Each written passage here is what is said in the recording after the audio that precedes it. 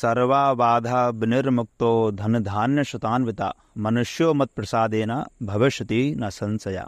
आप सभी भक्त प्रेमियों को शारदीय नवरात्रि की बहुत बहुत हार्दिक शुभकामनाएं। माता रानी की कृपा आपके ऊपर हमेशा बनी रहे। आपके घर में हमेशा सुख शांति समृद्धि बनी रहे, यही हमारी माता रानी से प्रार्थना है। तो आइए मित्रों, आज आप सुनेंगे शारदीय नवरात्रि के 7वें दिन का पाठ। शारदीय नवरात्रि का 7वां दिन काल रात्रि माता को समर्पित माना जाता है। जो भी भक्त काल रात्रि माता की पूजा पूरे विधि विधान और निष्ठा के साथ करता है तो माता रानी उसकी सभी मनोकामनाओं को पूर्ण करती है। तो प्रिय बंधुओं, आप सभी काल रात्रि माता की पूरे विधि विधान के साथ पूजा अर्चना करें, उन्हें भोग लगाएं, उनकी आरती करें और उसके बाद अनेक स्तोत्रों का पाठ करें, दुर्गा चालीसा का पाठ करें, सिद्ध कुंज का स्तोत्र इत्यादि का पाठ करें, जिससे कि माता रानी प्रसन्न होकर के आपको और आपके जीवन को सफल बनाए। आइए प्रिय बंधुओं, शारदीय नवरात्रि के 7वें दिन की कथा प्रारंभ करते हैं। 7वें दिन दुर्गा सप्तशती के एकादश अध्याय यानी कि 11वें अध्याय और 12वें अध्याय का पाठ श्रवण करेंगे। तो आइए प्रिय मित्रों, पाठ प्रारंभ करते हैं। बोलिए सांचे दरबार की जय, काल रात्रि मैया की जय। तो आइए प्रिय मित्रों, सबसे पहले काल रात्रि माता का ध्यान करते हैं। बालर वेद तुमिंदु किरीटां तुंग कुचानयन त्रययोक्तां स्मेरे मुखीं वरदांकुशपासां भीतिकारां प्रभजे भुवनेशी। बोलिए काल रात्रि माता की जय। ऋषि कहते हैं, देवी के द्वारा वहाँ महादैत्यपति सुम्य के मारे जाने पर इंद्र आदि देवता अग्नि को आगे करके उन कात्यायनी देवी की स्तुति करने लगे। उस समय अभिष्ट की प्राप्ति होने से उनके मुख कमल दमक से उठे और उनके प्रकाश से दिशाएं भी जगमगा उठी थीं। देवता बोले, शरणागत की पीड़ा दूर करने वाली देवी हम पर प्रसन्न हो जाओ। संपूर्ण जगत की माता प्रसन्न हो जाओ। विश्वेश्वरी, विश्व की रक्षा करो। देवी, तुम ही चराचर जगत की अधीश्वरी हो। तुम इस जगत का एकमात्र आधार हो, क्योंकि पृथ्वी रूप में तुम्हारी ही स्थिति है। देवी, तुम्हारा पराक्रम अलंघनीय है। तुम ही जल रूप में स्थित होकर के संपूर्ण जगत को तृप्त करती हो। तुम अनंत बल संपन्न वैष्णवी शक्ति हो। इस विश्व की कारणभूता परामाया हो। देवी, तुमने इस समस्त जगत को मोहित कर रखा है। तुम ही प्रसन्न होने पर इस पृथ्वी पर मोक्ष की प्राप्ति कराती हो। देवी, संपूर्ण विद्याएं तुम्हारे ही भिन्न भिन्न स्वरूप हैं। जगत में जितनी स्त्रियां हैं वे सब तुम्हारी ही मूर्तियां हैं। जगदम्बा, एकमात्र तुम ही इस विश्व को व्याप्त कर रखा है। एकमात्र तुमने ही इस विश्व को व्याप्त कर रखा है। तुम्हारी स्तुति क्या हो सकती है? तुम तो स्तवन करने योग्य पदार्थों से परे एवं परावाणी हो। जब तुम सर्वस्वरूपा देवी स्वर्ग तथा मोक्ष प्रदान करने वाली हो, तब इसी रूप में तुम्हारी स्तुति हो गई। तुम्हारी स्तुति के लिए इससे अच्छी उक्तियां और क्या हो सकती हैं। बुद्धि स्वरूप से सब लोगों के हृदय में विराजमान रहने वाली तथा स्वर्ग एवं मोक्ष प्रदान करने वाली नारायणी देवी, तुम्हें नमस्कार है। कला, काष्ठा आदि के रूप से क्रमशः परिहान अवस्था परिवर्तन की ओर ले जाने वाली तथा विश्व का उपसंहार करने में समर्थ नारायणी, तुम्हें नमस्कार है। नारायणी, तुम सब प्रकार का मंगल प्रदान करने वाली मंगलमयी हो, कल्याणदायिनी शिवा हो। सब पुरुषार्थों को सिद्ध करने वाली शरणागत वत्सला, तीन नेत्रों वाली एवं गौरी हो, तुम्हें नमस्कार है। तुम सृष्टि, पालन और संहार की शक्तिभूता सनातनी देवी, गुणों का आधार तथा सर्वगुणमयी हो। नारायणी, तुम्हें नमस्कार है। शरण में आए हुए दीनों एवं पीड़ितों की रक्षा में संलग्न रहने वाली तथा सबकी पीड़ा दूर करने वाली नारायणी देवी, तुम्हें नमस्कार है। नारायणी, तुम ब्रह्माणी का रूप धारण करके हंसों से जुते हुए विमान पर बैठती तथा कुश मिश्रित जल छिड़कती रहती हो, तुम्हें नमस्कार है। माहेश्वरी रूप से त्रिशूल, चंद्रमा एवं सर्प को धारण करने वाली तथा वृषभ की पीठ पर बैठने वाली नारायणी देवी, तुम्हें नमस्कार है। मोरों और मृगों से घिरी रहने वाली तथा महाशक्ति धारण करने वाली कौमारी रूप धारणी निष्पापे नारायणी, तुम्हें नमस्कार है। शंख, चक्र, गदा और शारंग धनुष रूप उत्तम आयुधों को धारण करने वाली वैष्णवी शक्ति रूपा नारायणी, तुम प्रसन्न हो जाओ, तुम्हें नमस्कार है। हाथ में भयानक महाचक्र लिए और डाड़ों पर धरती को उठाए वाराही रूप धारण करने वाली कल्याणमयी नारायणी, तुम्हें नमस्कार है। भयंकर नृसिंह रूप से दैत्यों के वध के लिए उद्योग करने वाली तथा त्रिभुवन की रक्षा में संलग्न रहने वाली नारायणी, तुम्हें नमस्कार है। मस्तक पर किरीट और हाथ में महावज्र धारण करने वाली, सहस्त्र नेत्रों के कारण उद्दीप्त दिखाई देने वाली और वृत्तासुर के प्राणों का अपहरण करने वाली इंद्र शक्ति परा नारायणी देवी, तुम्हें नमस्कार है।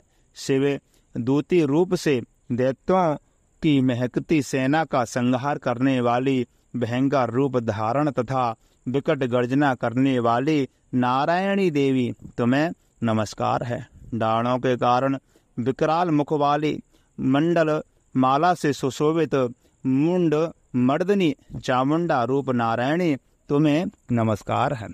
लक्ष्मी, लज्जा, महाविद्या, श्रद्धा, पुष्टि, श्रद्धा, ध्रुवा, महारात्रि तथा महा अविद्या रूप नारायणी, तुम्हें नमस्कार है। मेधा, सरस्वती, बरा, श्रेष्ठा, भूति, ऐश्वर्य रूप बाग्रवी, भूरे रंग की अथवा पार्वती, तामसी महाकाली, नियता, स्वयं परायणा तथा ईशा सबकी अधीश्वरी रूपणी नारायणी, तुम्हें नमस्कार है। सर्वस्वरूपा, सर्वेश्वरी तथा सब प्रकार की शक्तियों से संपन्न दिव्य रूपा दुर्गे देवी, हम सब भयों से हमारी रक्षा करो, तुम्हें नमस्कार है। कात्यायनी, यह तीन लोचनों से विभूषित तुम्हारा सौम्य मुख सब प्रकार के भयों से हमारी रक्षा करे, तुम्हें नमस्कार है। भद्रकाली, ज्वालाओं के कारण विकराल प्रतीत होने वाला अत्यंत भयंकर और समस्त असुरों का संहार करने वाला तुम्हारा त्रिशूल भय से हमें बचाए, तुम्हें नमस्कार है। देवी, जो अपनी ध्वनि से संपूर्ण जगत को व्याप्त करके दैत्यों के तेज नष्ट किए देता है, वह तुम्हारा घंटा हम लोगों की पापों से रक्षा इसी प्रकार करे। जैसे माता अपने पुत्र की बुरे कर्मों से रक्षा करती है, चंडिके तुम्हारे हाथों से सुशोभित खड़ग जो असुरों के रक्त तथा चर्बी से चर्चित है, हमारा मंगल करें, हम तुम्हें नमस्कार करते हैं। देवी, तुम प्रसन्न होने पर सब रोगों को नष्ट कर देती हो और कुपित होने पर मनोवांछित सभी कामनाओं का नाश कर देती हो। जो लोग तुम्हारी शरण में आ चुके हैं उन पर विपत्ति तो आती ही नहीं। तुम्हारी शरण में आए गए हुए मनुष्य दूसरों को शरण देने वाले हो जाते हैं। देवी अम्बिके, तुमने अपने स्वरूप को अनेक भागों में विभक्त करके नाना प्रकार के रूप से जो इस प्रकार इन धर्मद्रोही महादैत्यों का संहार किया है, वह सब दूसरी कौन कर सकती थी। विद्याओं में ज्ञान को प्रकाशित करने वाली, शास्त्रों में तथा आदि वाक्यों वेदों में तुम्हारे सिवा और किसका वर्णन था। तुमको छोड़कर दूसरी ऐसी कौन शक्ति है जो इस विश्व को अज्ञान में घोर अंधकार से परिपूर्ण ममता रूपी गड्ढे में निरंतर भटका रही। जहाँ राक्षस वहाँ भयंकर विष वाले सर्प, जहाँ शत्रु, जहाँ लुटेरों की सेना, और जहाँ दावानल हो वहाँ तथा समुद्र के बीच में साथ रहकर तुम विश्व की रक्षा करती हो। विश्वेश्वरी, तुम विश्व का पालन करती हो। विश्व रूपा हो श्रीये, संपूर्ण विश्व को धारण करती हो। तुम भगवान विश्वनाथ की भी वंदनीय हो। जो लोग भक्ति पूर्वक तुम्हारे सामने मस्तक झुकाते हैं वे संपूर्ण विश्व को आश्रय देने वाले होते हैं। देवी प्रसन्न हो, जैसे इस समय असुरों का वध करके तुमने शीघ्र ही हमारी रक्षा की है, उसी प्रकार सदा हमें शत्रुओं के भय से बचाओ। संपूर्ण जगत का पाप नष्ट कर दो और उत्पात एवं पापों के फलस्वरूप प्राप्त होने वाले महामारी आदि बड़े बड़े उपद्रवों को दूर ही शीघ्र करो। विश्व की पीड़ा दूर करने वाली देवी, हम तुम्हारे चरणों में पड़े हुए हैं, हम पर प्रसन्न हो जाओ। त्रिलोक निवासियों की पूजनीय परमेश्वरी, सब लोगों को वरदान दो। देवी बोली, देवताओं, मैं वर देने को तैयार हूँ। तुम्हारे मन में जिनकी इच्छा हो वह वर मांग लो। संसार के लिए उस उपकार के वर को मैं अवश्य दूंगी। देवता बोले, सर्वेश्वरी, तुम इसी प्रकार तीनों लोकों की समस्त बाधाओं को शांत करो और हमारे शत्रुओं का नाश करो। देवी बोली, देवताओं, वैवस्वत मनवंतर के 28वें युग में शुंभ और निशुंभ नाम के 2 अन्य महादैत्य उत्पन्न होंगे। तब मैं नंद गोप के घर में उनकी पत्नी यशोदा के गर्भ से अवतीर्ण होकर के विंध्याचल में जाकर रहूंगी और उक्त दोनों असुरों का नाश करूंगी। फिर अत्यंत भयंकर रूप से पृथ्वी पर अवतार ले मैं वैप्रचित नाम वाले दानवों का वध करूंगी। उन भयंकर महादैत्यों को भक्षण करते समय मेरे दांत अनार के फूल की भांति लाल हो जाएंगे। तब स्वर्ग में देवता और मृत्युलोक में मनुष्य सदा मेरी स्तुति करते हुए मुझे रक्तदंतिका कहेंगे। फिर जब पृथ्वी पर 100 वर्षों के लिए वर्ष तक रुक जाएगी और पानी का अभाव हो जाएगा, उस समय मुनियों के स्तवन करने पर मैं पृथ्वी पर आयोनिजा रूप से प्रकट हो जाऊंगी और 100 नेत्रों से मुनियों को देखूंगी। अतः मनुष्य शताक्षी इस नाम से मेरा कीर्तन करेंगे। देवताओं, उस समय मैं अपने शरीर से उत्पन्न हुए शाकों द्वारा समस्त संसार का भरण पोषण करूंगी। जब तक वर्षा नहीं होगी तब तक वे शाक ही सबके प्राणों की रक्षा करेंगे। ऐसा करने के कारण पृथ्वी पर शाकंभरी के नाम से मेरी ख्याति होगी। इसी अवतार में मैं दुर्गम नामक महादैत्य का वध भी करूंगी। इससे मेरा नाम दुर्गा देवी के रूप से प्रसिद्ध होगा। फिर मैं जब भीम रूप धारण करके मुनियों की रक्षा के लिए हिमालय पर रहने वाले राक्षसों का भक्षण करूंगी, उस समय सब मुनि भक्ति से नतमस्तक होकर के मेरी स्तुति करेंगे। तब मेरा नाम भीमा देवी के रूप में विख्यात होगा। जब अरुण नामक दैत्य तीनों लोकों में भारी उपद्रव मचाएगा, तब मैं तीनों लोकों का हित करने के लिए 6 पैरों वाले असंख्य भ्रमरों का रूप धारण करके उस महादैत्य का वध करूंगी। उस समय सब लोग भ्रामरी के नाम से चारों ओर मेरी स्तुति करेंगे। इस प्रकार जब जब संसार में दानवी बाधा उपस्थित होगी, तब तब अवतार लेकर के मैं शत्रुओं का संहार करूंगी। बोलिए शाकंभरी मैया की जय। देवी बोली, देवताओं, जो एकाग्रचित होकर के प्रतिदिन इस स्तुति से मेरा स्तवन करे, उसकी सारी बाधा मैं निश्चित ही दूर कर दूंगी। जो मधुकैटभ का नाश, महिषासुर का वध तथा शुंभ निशुंभ के संहार के प्रसंग को पाठ करेगा तथा अष्टमी, चतुर्दशी और नवमी को भी जो एकाग्रचित होकर के भक्ति पूर्वक मेरे उत्तम महात्म्य का श्रवण करेगा, उन्हें कोई पाप नहीं छू सकेगा। उन पर पाप अर्जित आपत्तियां भी नहीं आएंगी। उनके घर में कभी दरिद्रता नहीं होगी तथा उनको कभी प्रेमी जनों के विछोह का कष्ट भी नहीं भोगना पड़ेगा। इतना ही नहीं, उन्हें शत्रुओं से, लुटेरों से राजा से, शस्त्र से, अग्नि से तथा जल की राशियों से भी कभी भय नहीं होगा। इसलिए सबको एकाग्रचित होकर के भक्ति पूर्वक मेरे इस महात्म्य को सदा पढ़ना और एवं सुनना चाहिए। यह परम कल्याण कारक है। मेरा महात्म्य महामारी जनित समस्त उपद्रवों तथा आध्यात्मिक आदि तीनों प्रकार के उत्पातों को शांत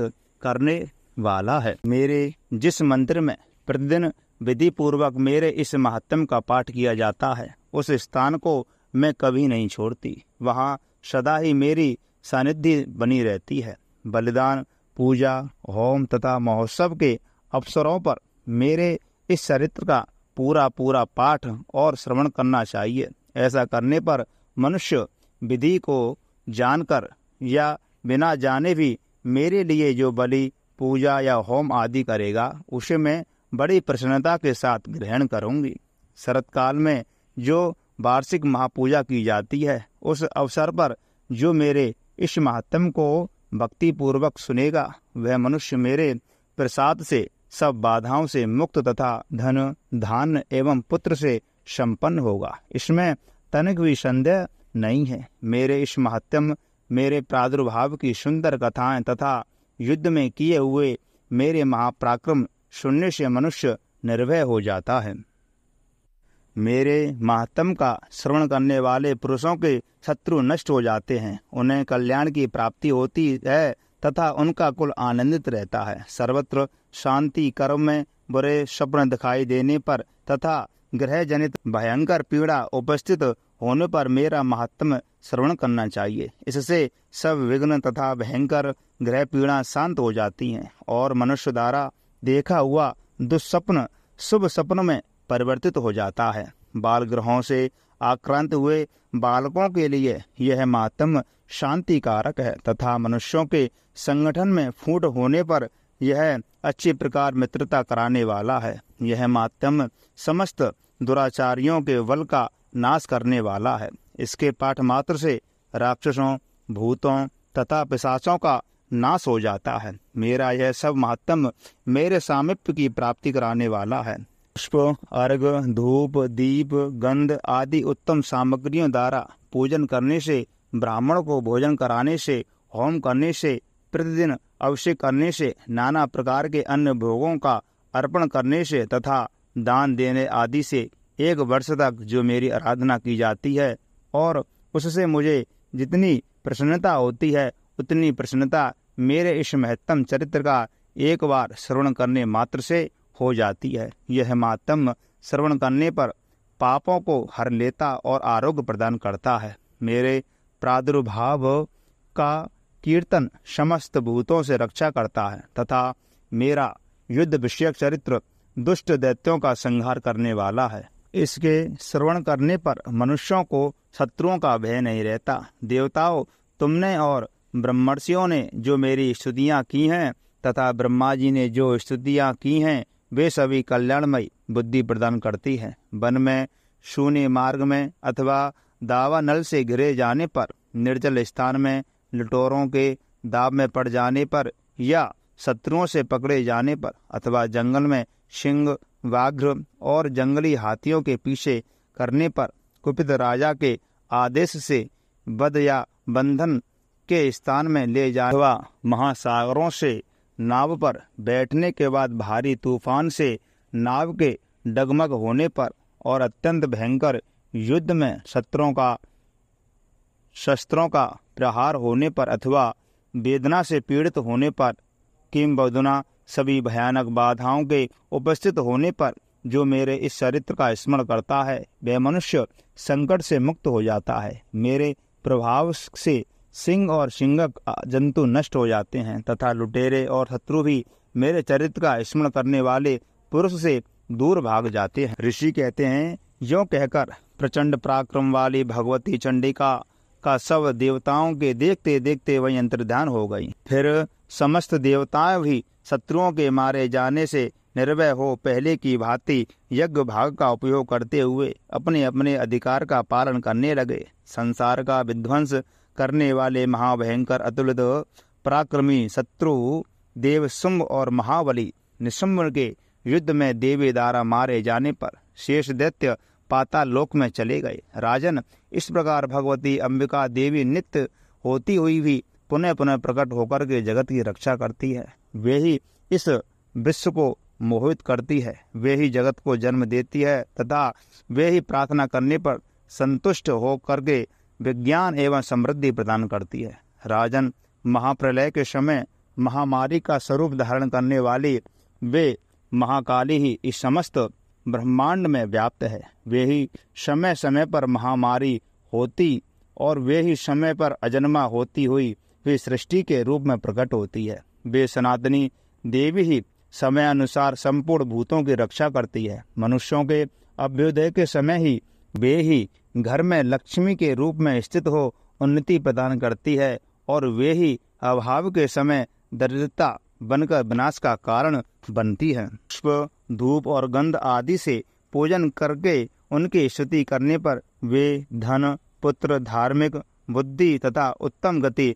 प्रदान करती हैं। बोलिए सांचे दरबार की जय, बोलिए काली मैया की जय, बोलिए कालरात्रि मैया की जय। प्रिय भक्तों, जो भी भक्त इस पाठ को श्रद्धा और भक्ति के साथ एवं निष्ठा से सुनता है तो माता रानी उसके सभी मनोरथों को पूर्ण करती है। तो मित्रों, इस पाठ को सभी के पास ज़्यादा से ज़्यादा शेयर करें और आपने हमारी वीडियो को अभी तक लाइक नहीं किया है तो लाइक भी कर दें और कमेंट बॉक्स में जय माता की अवश्य लिखें। आपने हमारे चैनल को अभी तक सब्सक्राइब नहीं किया है तो सब्सक्राइब भी अवश्य कर लें और बगल में लगी बेल आइकन घंटी को भी दबा दें। जय श्री राधे, जय श्री कृष्णा, जय माता की।